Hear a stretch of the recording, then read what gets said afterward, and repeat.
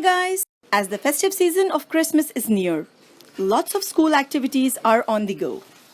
Why not add up one more simple technique from the gallery of Zabe's Art Beat? I have used an A3 size paper. Just fold it vertically and cut the zigzag shape of the pine tree as done.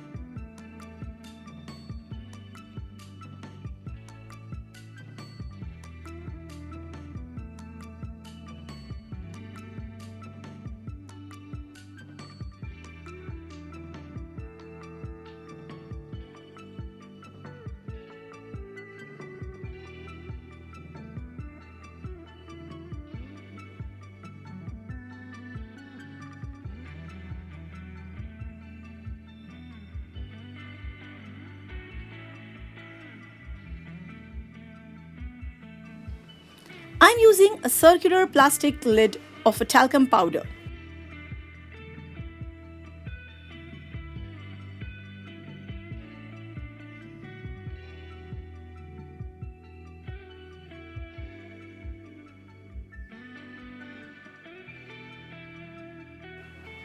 Since we have 8 cones at the edges of the tree, we are dividing the lid also into 8 cuts as shown.